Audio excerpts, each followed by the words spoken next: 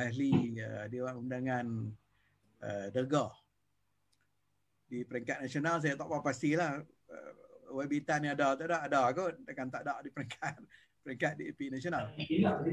Pertama, malam ni sebenarnya kita ceramah. Malam ni bukan satu perbincangan forum biasa ada ceramah. Kita ni sudah terlalu lama tak ceramah, kemudian kita biasanya ceramah atas pentas ni YB Datuk Pengerusi. Kita ceramah atas pentas, kita berdiri dan kita boleh bergerak dengan bebas dan mereka pun boleh tengok. Tetapi sekarang ni kita pun duduk statik, tak boleh juga nak gawang tangan pun tak boleh. Ni ceramah ni duduk ni. bukan berdiri. Jadi ini satu norma baru. Ini satu norma baru politik di Malaysia. Yang mana kita tak boleh lagi nak buat ceramah secara terbuka seperti dahulu. Dan kebiasaan ini perlu dijadikan satu amalan. Sebab saya nampak bahawa selepas ini pun mungkin salah satu daripada media ceramah ni cara online.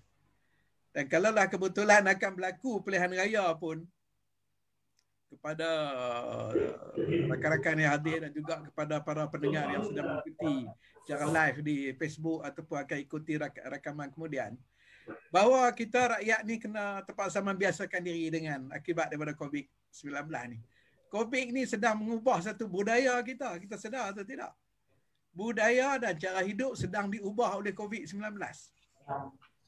Walaupun di negara barat mereka sudah pun vaksin sampai 60%, 70% macam di UK vaksin sudah 70 juta, yang pertama, yang kedua 31 juta dah. Tapi masih lagi mereka terpaksa juga membuat lockdown sekatan-sekatan, tak boleh juga bebas. Artinya satu norma baru politik. Dan saya lihat di sidang Parlimen British di London, mereka bersidang dalam keadaan norma baru. Sebahagian pada mereka cara hybrid bersidang, hadir dengan jarak yang berapa orang saja hadir. Saya nampak tak ramai dalam bila mengikuti BBC London ataupun Sky News di TV. Tetapi ada sebahagian itu masih lagi secara online. Mereka boleh mengadakan sidang di sana. Jadi norma baru sekarang ni ceramah. Yang perlu kita sampaikan, salah satu daripada ceramah ni, politik ni terpaksalah. Selain daripada kita menulis, kita sebarkan maklumat, ceramah ni satu benda yang tak boleh kita nak elak sama sekali lah. Cuma mungkin selepas ni kalau boleh, bagaimanakah ceramah ni boleh ambil gambar secara berdiri daripada duduk seperti ini, saya tak pastilah adakah boleh dibuat begitu. Saya ucap terima kasih kepada perspektif yang menajar ataupun yang menganjurkan ceramah pada malam ini, dan kita buat ceramah. Ini satu permulaan. Sebelum ni kita lebih pada forum. Datuk Pengerusi tanya, kita jawab, tapi kali ini Datuk Pengerusi tak tanya, Datuk Pengerusi bagi tajuk. Tajuk macam biasa ceramah Istana Tolak Mahyudin, tanda tanya. Ini satu tanda tanya yang dibuat untuk sebagai tajuk. Saya nak katakan banyak benda-benda pelik yang berlaku sekarang. Dia Mahyudin ni Mahyadin. Kalau nak ni Mahyadin dengan Mahyudin ni bukan sama. Dia tak sama. Mahyudin ni hidup agama. Mahyadin, apa itu agama? Dia makna Arab ni tak sama. Dia cara hijar dia tu. Tapi sebenarnya yang betul adalah Mahyudin. Itu yang betul. Tapi saya nak peringatlah kepada semua pendengar. Apabila tuan-tuan, perempuan nak pergi nama anak, nak pergi ke balai polis ke daftar mana, tuan-tuan kena buat hijau tu pergi betul. Kalau tuan-tuan pergi bagi saja sebutan saja, dia akan hijau ikut kawan penulis lah. Ini yang berlaku.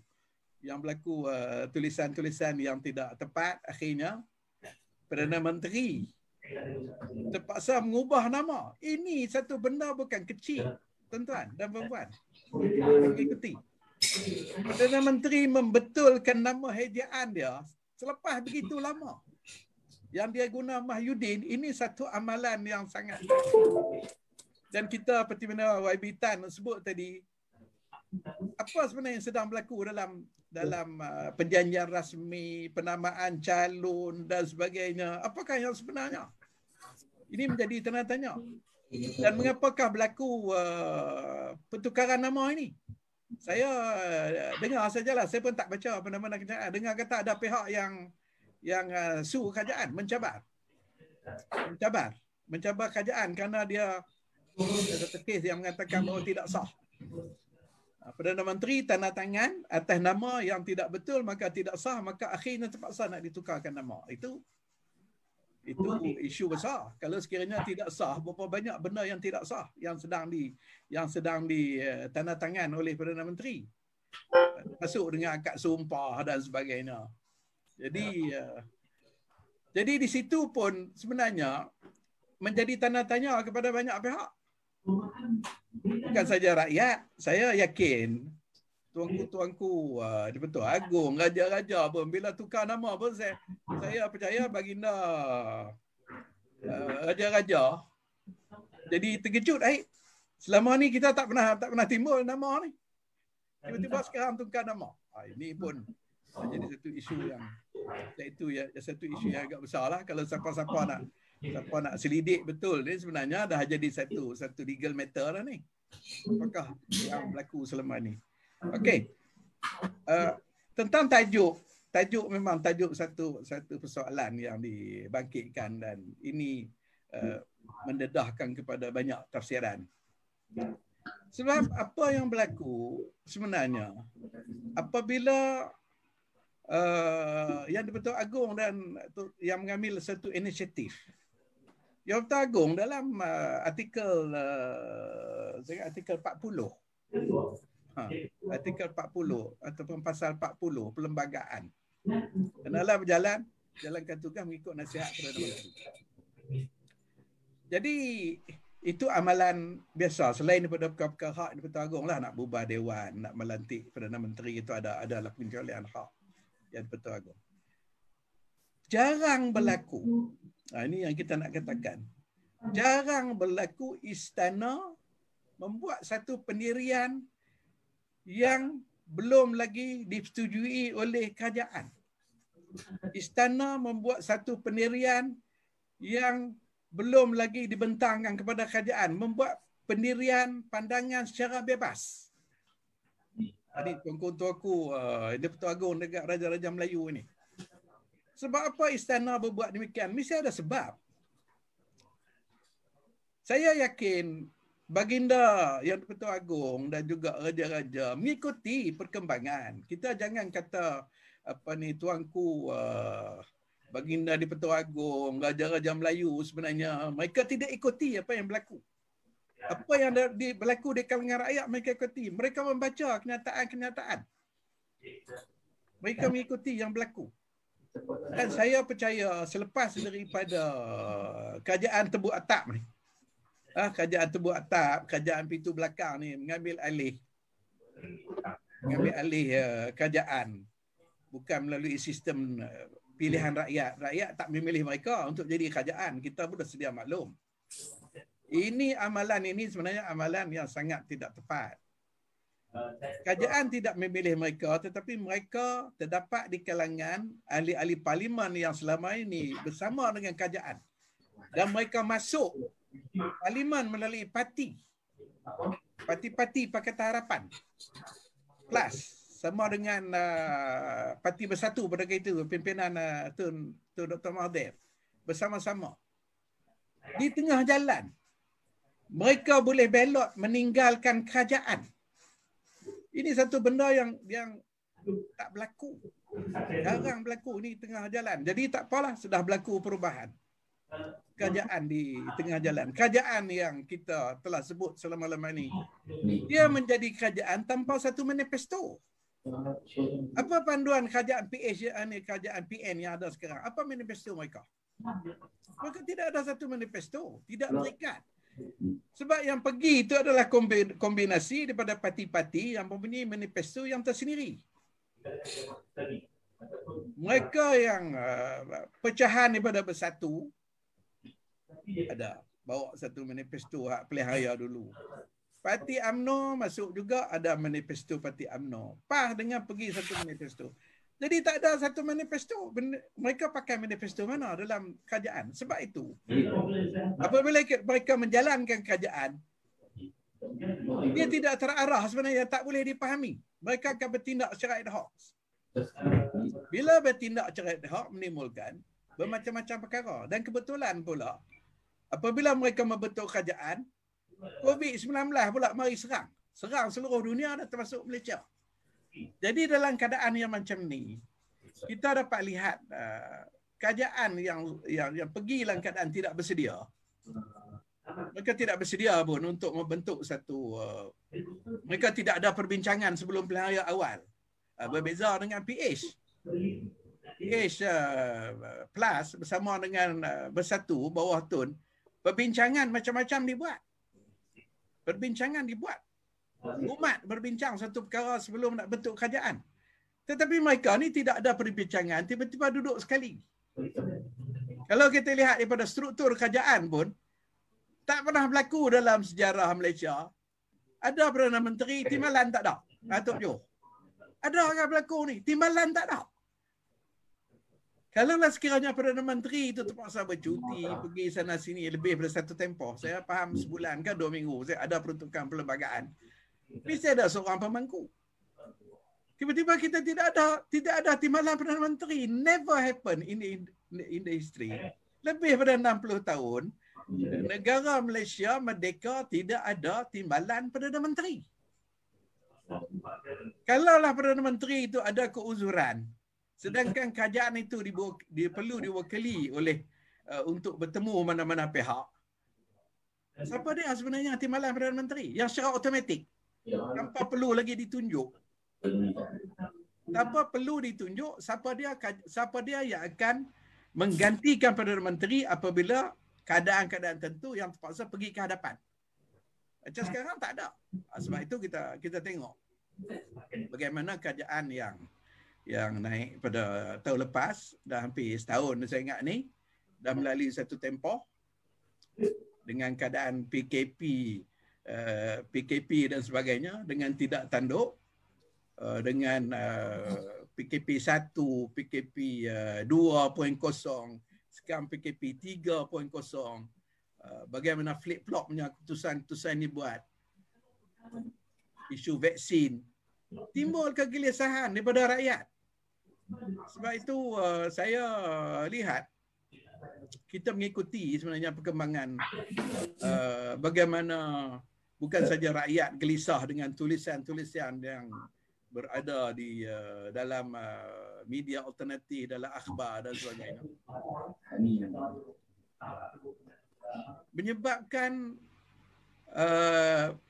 baginda Yang Pertua Agong dan raja-raja Melayu sudah sampai ke satu tahap mereka juga perlu memberi satu dan tidak berlaku dalam sejarah.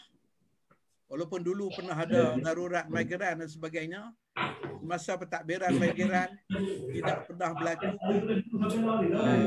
baginda Yang Pertua Agong panggil sendiri ketua-ketua parti politik. It never happen. Tanya pasal pentadbiran negara ni apa pendapat. Ini juga tak pernah berlaku. Sebab biasanya, kalau biasanya Yang Pertua Agong ni hanya dalam konteks ni mendengar nasihat, pandangan daripada kerajaan.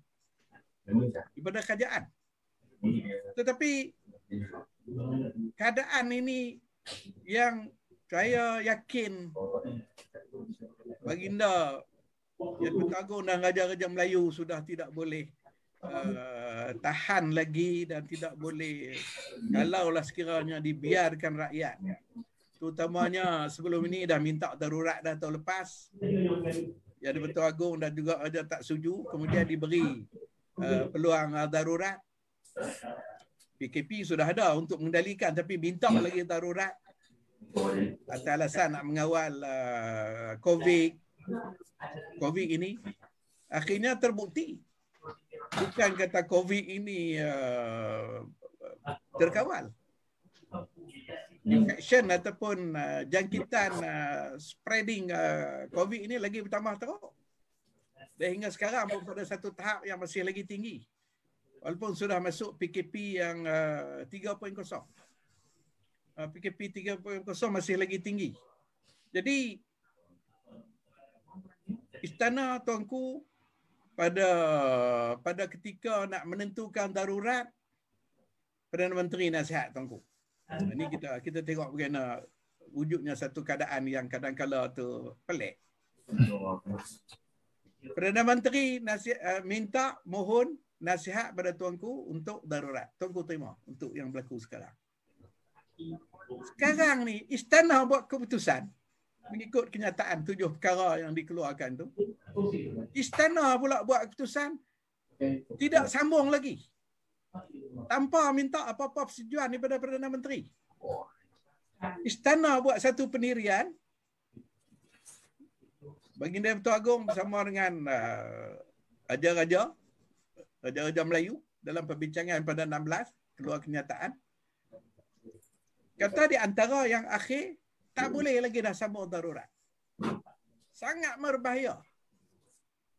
Mereka melihat bahawa pada ketika darurat ni kita tengok, pertama tak ada kena-mengena apa dengan COVID. Yang kedua, bagaimana kerajaan boleh menjalankan pentadbiran, pengurusan kerajaan tanpa semak dan imbang. Satu perkara sangat bahaya. Kita tidak tahu apa yang berlaku pada kontrak-kontrak yang sedang dibuat. Tidak boleh disoal. Datuk Jo tak boleh soal. Kita di peringkat negeri tak boleh soal di parlimen. Apa yang kita boleh soal mengenai pembelian vaksin? Siapa pun tak tahu, tak boleh soal. Nak soal boleh, tapi dia tak perlu jawab. Sebab parlimen tak ada. Tak boleh soal keluar ordinan-ordinan. Tak boleh soal pasal denda-denda yang dibuat daripada 1,000 naik 10,000, apa rasional dan sebagainya. Bagaimana pelaksanaan denda kepada rakyat, berlaku perbezaan golongan atasan, golongan bawahan. Tak boleh. Boleh disoal dalam media tetapi kerajaan tidak perlu menjawab. Tetapi kalau adanya parlimen, maka di sana wajib menjadi kewajipan. Perbahasan, pandangan perlu diambil kira. Jadi dengan sebab itu, kalaulah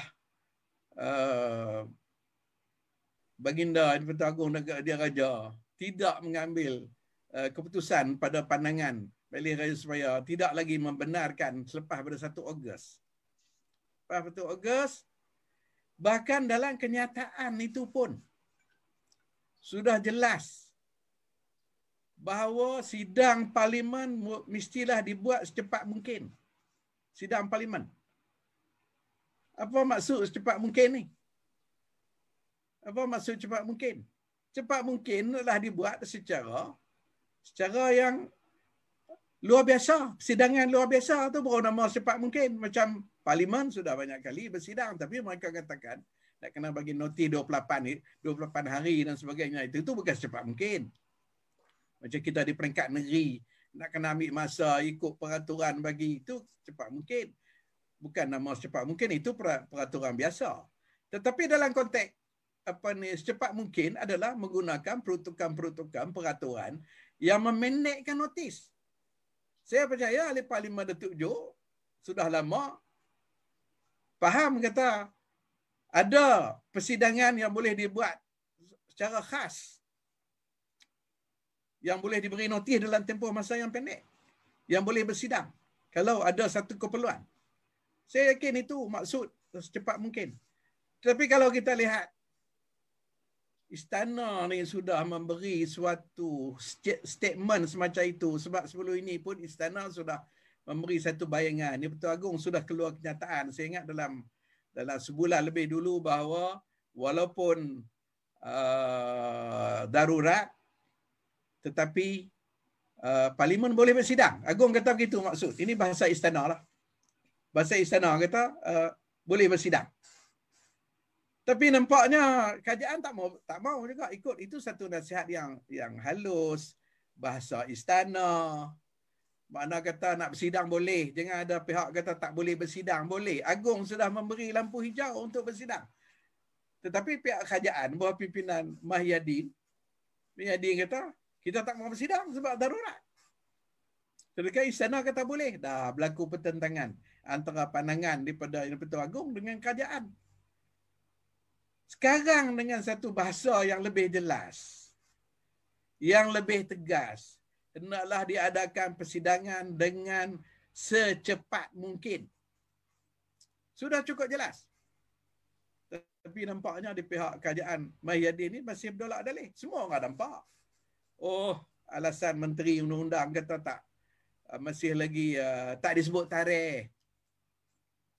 Tak sebut tarikh bila. Jadi masih kerajaan masih ada ruang untuk sesuai dengan apa ni pelan yang disusun oleh Perdana Menteri yang bentang baru ni. Orang kata pelan strategik itu bukan pelan, itu jadual saja. Pelan strategik ni dia kena ada strategi huraian dia panjang, itu pelan. Orang faham kata itu satu jadual. Jadual peringkat-peringkat. Jadi sekarang ni kalau ada pihak nak mengatakan istana tidak, saya rasa tidak begitu. Raja-raja, baginda Raja Yang Agung, saya rasa mereka, pada pandangan saya secara peribadi, mereka tidak begitu selesa. Tak adalah kita nak kata bahasa kasar nak tolak ni, itu istana kan, mereka sudah tidak begitu lagi dapat selesa, comfortable lah kita kata melihat perjalanan kerajaan dan kesan yang begitu berat yang sedang dihadapi oleh rakyat. PKP ni tak habis-habis. Vaksin lambat. Birokrasi bahkan dalam kenyataan istana pun permudahkan urusan vaksin. Jadikan urusan vaksin ni secara inklusif, terbuka. Tak boleh terlalu kawal sangat. Pada peringkat awal tu, semua kawal kan, kita masih ingat. Tuan-tuan, perempuan, para pendengar yang mengikuti. Kan pada awal itu, tak boleh order vaksin. Ini dia tahu sebab lewat. Tak boleh order vaksin sendiri. Mesti order melalui kerajaan. Negeri tak boleh ini, mesti kepada kerajaan. Mesti melalui proses lulus dan sebagainya. Lepas tu, mari nak vaksin pula, mesti didaftar dalam MySejahtera. Lepas tu sekarang ni lah, barulah mula buka. Boleh dah 60 kata, boleh mari daftar terus, boleh. Setelah melalui satu tempoh kritikan yang telah pun dibuat. Kita sedia maklum, bahkan pelaksanaan sekarang pun seperti mana sedia maklum, vaksin masih tidak cukup. Saya kadang-kadang ada pandangan yang diberi oleh beberapa orang di kawan-kawan yang ada di Lembah Kelang, di Shah Alam dan sebagainya. Kalaulah diinklusifkan, seperti mana pendapat yang diberi di istana, pihak-pihak swasta, hospital swasta, klinik-klinik, katakan mereka dibenarkan untuk order yang mana yang diluluskan oleh kerajaan. Dan pihak-pihak kumpulan top 20, golongan orang kaya berada.